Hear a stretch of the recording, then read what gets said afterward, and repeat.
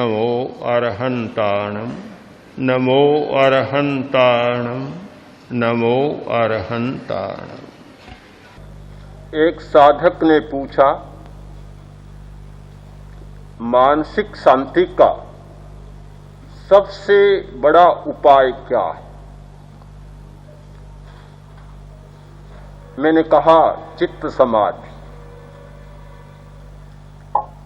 फिर प्रश्न हुआ कि चित्त समाधि का सबसे बड़ा उपाय क्या है? फिर उत्तर दिया, चित्त की शुद्धि, चित्त की निर्मलता। चित्त की निर्मलता होती है तो चित्त की समाधि होती है, चित्त की समाधि होती है तो मन की शांति होती है। पर प्रश्न तो आगे ही बढ़ा,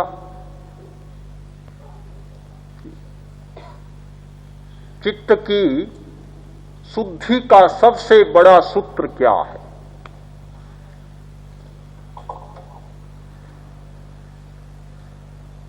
उत्तर मिला, शरीर की स्थिरता। शरीर जितना स्थिर होता है, चित्त उतना समाहित होता है, उतना ही चित्त को समाधान मिलता है। चित्त शुद्ध होता है, चित्त की मलिनता समाप्त होती है। चित्त की शुद्धि का सबसे बड़ा सूत्र है शरीर की स्थिरता, और चित्त की मलिनता का, चित्त की अशुद्धि का सबसे बड़ा हेतु है शरीर की चंचलता। समझने में कठिनाई होगी। पूछने वाले ने चित्त की बात पूछी और मैंने शरीर की बात कही।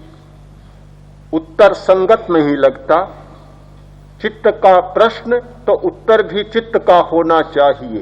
प्रश्न चित्त का और उत्तर दिया गया शरीर का। चित्त का और शरीर का क्या संबंध? कोई संबंध साफ साफ दिखाई नहीं देता। बड़ा अजीब सा लगता है यह संबंध। साधना के क्षेत्र में जिन लोगों ने अपना पहला चरण रखा, साधना की सीमा में जिन लोगों ने अपना कदम थोड़ा आगे बढ़ाया, वे इस बात को स्वीकार करेंगे कि शरीर की स्थिरता हुए बिना चित्त की स्थिरता नहीं होती। शरीर की स्थिरता हुए बिना श्वास शांत नहीं होता, मौन नहीं होता,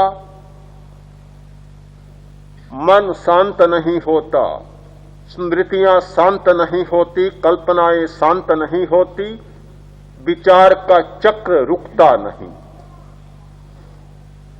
सबसे पहले आवश्यक है कायोत्सर, काय गुप्ति, काय संबर।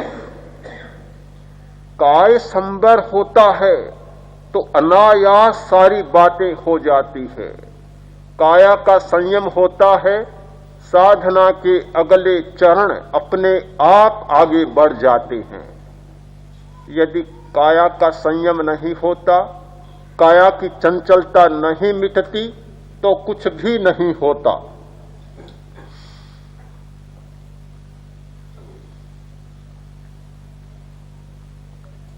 कर्म शरीर ने एक अपने अस्तित्व की सुरक्षा की व्यवस्था कर रखी। हर कोई करता है अपने अस्तित्व की सुरक्षा। कोई भी पदार्थ या कोई भी तत्व दुनिया में ऐसा नहीं जो अपने अस्तित्व की सुरक्षा न करे। सबसे पहला प्रश्न है अस्तित्व की सुरक्षा। हमारा एक शरीर है, अति सूक्ष्म शरीर, कर्म शरीर, जो हमारे समूचे तंत्र को संचालित कर रहा है, जो आत्मा और पुद्गल के साथ संबंध बनाए रख रहा है। कर्म शरीर को कब इष्ट होगा यह कि आत्मा स्वतंत्र हो जाए और उसके चंगुल से मुक्त हो जाए। कभी इष्ट नहीं है। एक बार जो जिसको अपने चंगुल में फंसा लेता है वह नहीं चाहता कि वह मेरे चंगुल से चला जाए, मुक्त हो जाए, हमेशा अपनी अधीनता में रखना चाहता है। कर्म शरीर चेतन को अपनी अधीनता में रखना चाहता है। चेतन जैसा तत्व कर्म की अधीनता में आ जाए, पुद्गल की अधीनता में आ जाए और वह सहसा उसे छोड़ दे, यह कभी कल्पना ही नहीं की जा सकती। अपने अस्तित्व की सुरक्षा के लिए चेतन को अपने शिकंजे में जकड़े हुए रखने के लिए एक व्यवस्था है उसकी। उस व्यवस्था का सबसे बड़ा सूत्र, सबसे बड़ा रहस्य है चंचलता। चंचलता ऐसा जाल बिछाया है जिससे सब कुछ छिप जाता है, पता ही नहीं चलता। इतनी चंचलता, इतनी तरंगे, इतनी ऊर्मियां अस्तित्व पर आ जाती हैं कि कुछ पता ही नहीं चलता। यदि चंचलता नहीं होती तो आत्मा कभी अपने स्वरूप में चला जाता, कोई संदेह नहीं। किंतु एक चंचलता के कारण वह अपने स्वरूप से दूर भाग रहा है।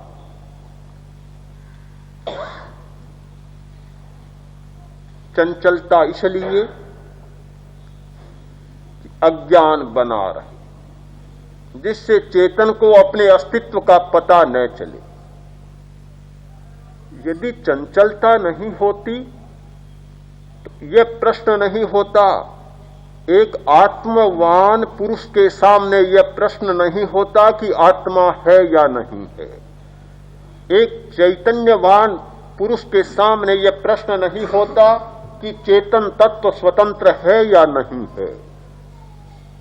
आत्मा के बारे में संदेह, स्वतंत्र चैतन्य के बारे में संदेह, त्रैकालिक अस्तित्व के विषय में संदेह इसीलिए है कि चंचलता विद्यमान है। चंचलता है इसलिए इतने विकल्प पैदा होते हैं, इतने तर्क पैदा होते हैं। उन विकल्पों के अंधकार में, उन तर्कों के आवरण में अस्तित्व का प्रश्न धुंधला हो जाता है और व्यक्ति के मन में संदेह पैदा हो जाता है। यदि यह बुद्धि का व्यायाम नहीं होता, यदि यह तर्क नहीं होता, यदि यह ऊहापोह नहीं होता और इन सब को संचालित करने वाली ये चंचलता नहीं होती तो अपने अस्तित्व के बारे में कभी पुरुष को संदेह नहीं होता।